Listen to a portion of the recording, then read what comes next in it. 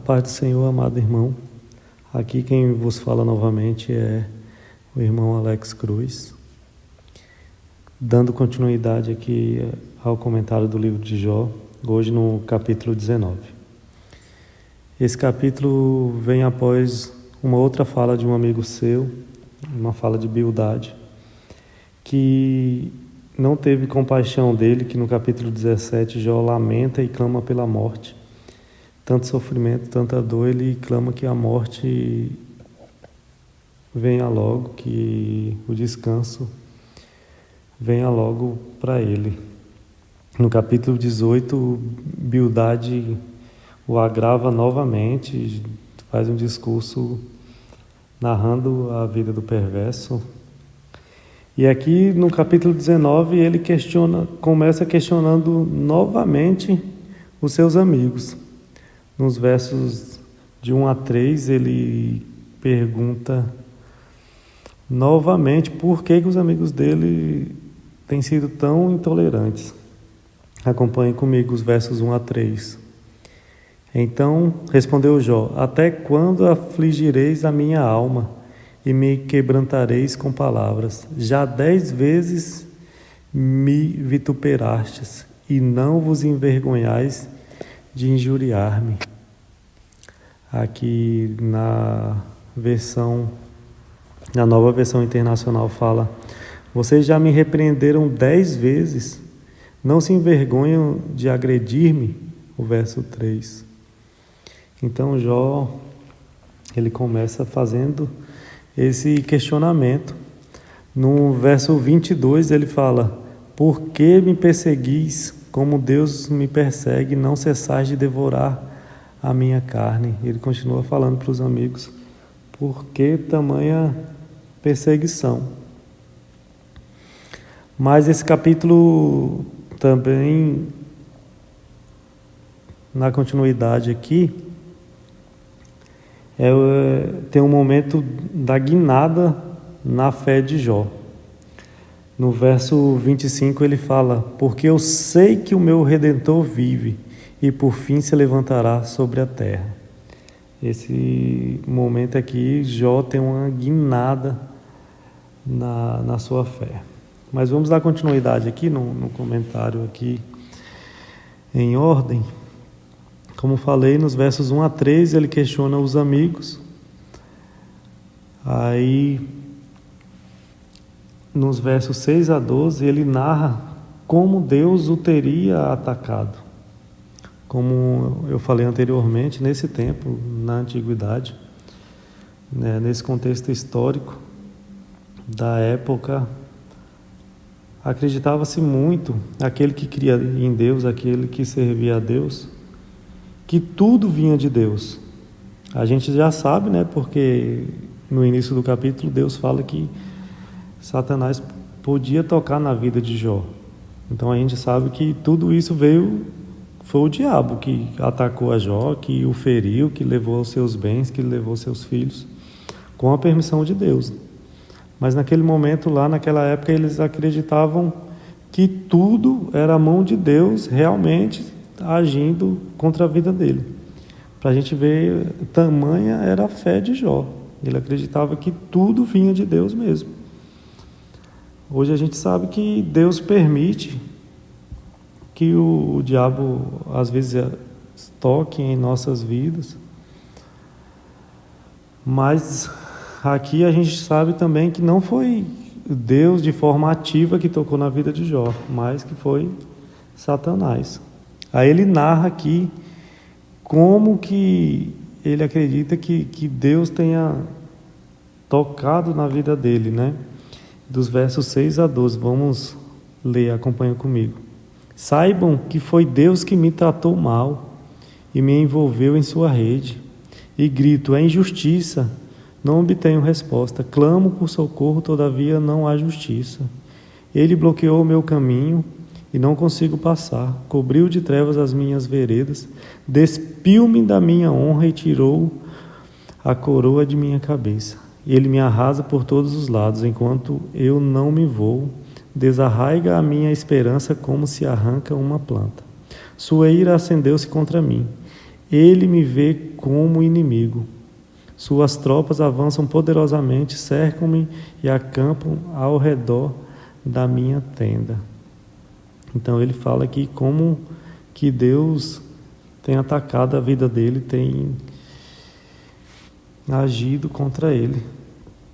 E ele grita, ele clama a Deus falando que é injustiça e não tem resposta, não tem socorro. Aqui do verso 13 ao 22, há um outro tipo de, vamos dizer, de problema na vida de Jó. Um outro tipo de, que não é a doença, que não é a perda dos bens, que não é a perda dos familiares, mas é algo que o aflige sobremaneira, que é o desprezo dos familiares, o desprezo dos amigos. Ele narra aqui algo que tem deixado ele ainda pior, que é isso, até os servos dele, aqueles que trabalhavam para ele, viram-se contra ele e o desprezam sobremaneira. Do verso 20, a partir do verso 13, acompanha comigo aqui. Ele afastou de mim os meus irmãos, até os meus conhecidos estão longe de mim. Os meus parentes me abandonaram e os meus amigos esqueceram-se de mim. Os meus hóspedes e as minhas servas consideram-me estrangeiro, veem-me como um estranho. Chamo o meu servo e ele não me responde. Ainda que eu lhe implore pessoalmente, minha mulher acha repugnante o meu hálito. Meus próprios irmãos têm nojo de mim. Até os meninos, até as crianças zombam de mim e dão risada quando apareço. Todos os meus amigos chegados me detestam, aqueles a quem amo voltaram-se contra mim. Não passo de pele e ossos, só escapei com a pele dos meus dentes. Misericórdia, meus amigos, misericórdia, pois a mão de Deus me feriu. Olha, meu irmão, isso aqui fala muito conosco, fala muito ao meu coração. Já não bastava todo o sofrimento que Jó estava passando, ainda teve na sua vida muito desprezo, que com certeza o levou a uma tristeza enorme, que agravou ainda mais a sua dor. Nesses momentos de luta, nesses momentos de dificuldade, seja qual for o tipo da dificuldade, a presença dos familiares, a presença dos amigos, a presença daquelas pessoas que nos trazem palavras de esperança é muito importante. Então, a gente vê aqui essa narrativa de Jó, a gente vê que ele sofreu bastante por conta disso, por conta desse desprezo. E nos dias de hoje a gente precisa ter cuidado. A gente precisa ter esse cuidado de se aproximar de quem sofre. Talvez para não falar nada, talvez só a nossa presença ali. Chegar junto também com o que a gente puder ajudar, que em qual for a dificuldade, se for financeira, se for uma palavra amiga, se for um momento ali de companhia, a gente precisa ser generoso com quem sofre, com quem passa dificuldade. Até mesmo com o pobre, até mesmo com a pessoa carente, que a sociedade já despreza tanto. Nós precisamos transparecer Cristo nas nossas vidas. Cristo, ele não fazia acepção de pessoas, estava sempre próximo de todo aquele que necessitava, todo aquele que passava dificuldade, todo aquele que sofria. E hoje em dia a gente vê muitas vidas à margem da sociedade, sofrendo e, além do sofrimento, tendo muito desprezo de quem passa. Então, que o nosso coração seja benevolente, que o nosso coração seja atencioso, que a gente tenha o coração de Cristo, para que a gente não agrave mais ainda a dor daqueles que sofrem. Voltando aqui para o capítulo, o que eu falei, a partir do verso 23, Mesmo sofrendo tudo isso, Jó clama por misericórdia dos seus amigos no capítulo 20, no verso 22. Mesmo assim, a fé dele continua forte. No verso 23 ele fala bem assim: quem dera as minhas palavras fossem registradas, quem dera fossem escritas num livro. Deus atendeu esse pedido de Jó aqui. Fossem talhadas a ferro no chumbo ou gravadas para sempre na rocha. Porque as palavras de Jó estão gravadas aqui na Bíblia, estão gravadas na rocha, que é a palavra do Senhor. Então Deus atendeu esse pedido de Jó. Aí no 25 tem o ápice da fé dele, ele fala: eu sei que o meu Redentor vive e que no fim se levantará sobre a terra. Olha só, apesar de todo o sofrimento, de toda a dor, de toda a luta, em momento algum ele duvida de Deus. Ele duvida que Deus lhe fará justiça. É muita fé para aquela época, como eu falei anteriormente, onde eles não conheciam Deus profundamente, não tinha nada escrito como nós temos hoje em dia. Eles não conheciam a graça do Senhor, não conheciam a graça de Deus. A teologia deles era retributiva. Se fizessem o bem, receberiam o bem. Se fizessem o mal, receberiam o mal. Jó, aqui, ele tem uma fé gigante, uma fé muito forte. Por isso, mais na frente a gente vai ver que Deus muda a sorte dele, restaura a vida dele, a saúde. Seguindo aqui no verso 26, ele fala: depois que o meu corpo estiver destruído e sem carne, eu verei a Deus. Eu verei com os meus próprios olhos, eu mesmo e não outro, como anseia no meu peito o coração. O verso 26 aqui ele fala que verá o Senhor, que verá a Deus. Mesmo depois da morte, mesmo que o seu corpo fosse destruído pela doença, por tudo que estava passando, ele veria o Senhor, ele tinha fé que veria a Deus, como viu, né?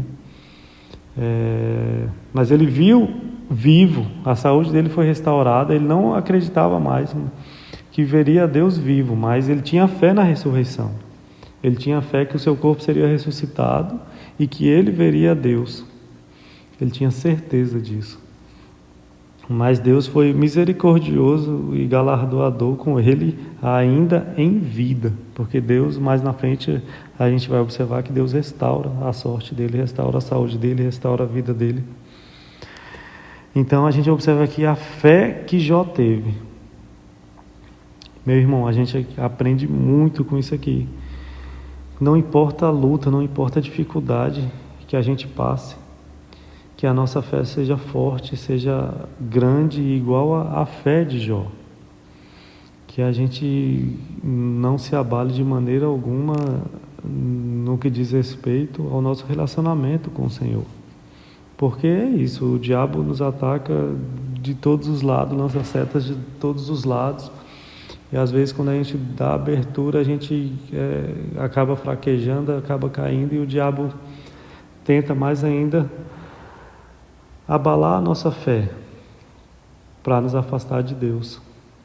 Mas a gente vê aqui que é possível, como Jó, como a vida de Jó, homem como em carne e osso, como eu e você, passou por dezenas de dificuldades e mesmo assim manteve-se firme, manteve-se persistente na fé em Deus. E é isso, hoje a gente tem tudo isso aqui gravado, tem a palavra do Senhor, tem vários exemplos para fortalecer a nossa fé. Jó, que nem tinha tanta coisa assim para se apegar, ele continuou com a sua fé em Deus. Então, meu irmão, que a gente tire lição da vida de Jó, a gente tire o maior proveito possível dessa história da vida de Jó, que a gente aprenda mais e mais nesses capítulos aqui com a esperança que Jó passa para a gente em meio à dificuldade. Aqui nos versos finais, ainda acreditando que ele iria ressuscitar e que Deus, o justo juiz, iria fazer justiça, ele faz uma advertência aos seus amigos. No verso 29, ele fala bem assim: melhor será que temam a espada, porquanto por meio dela a ira lhes trará castigo, e então vocês saberão que há julgamento. Ele fala aos seus amigos que haverá o julgamento deles por tamanhas acusações falsas contra a vida dele, né? E tamanha crueldade também no trato com ele, quando eram para eles terem empatia, cuidado, zelo de alguém que sofria, pelo contrário, foram cruéis. Então Jó fala que Deus faria justiça por ele. E assim nós concluímos aqui o capítulo 19, esse capítulo 19, como falei, que onde Jó, mais uma vez aqui no verso 25, mostra que a sua fé é gigante em Deus e que nada o abalaria, nada o faria blasfemar. Não, seja a dificuldade, seja a luta, seja a escassez financeira, nada. E ainda mais a vergonha, o desprezo dos amigos, o desprezo da sociedade, nada o fez blasfemar, nada o fez abandonar Deus. Que a gente tenha essa mesma fé em todos os dias, todos os momentos que aparecer a dificuldade na nossa vida, que a gente diga assim como Jó: porque eu sei que o meu Redentor vive e por fim se levantará sobre a terra. Amém, meu irmão? Tenha um dia abençoado, tenha um resto de semana abençoado. Deus seja contigo. Amém.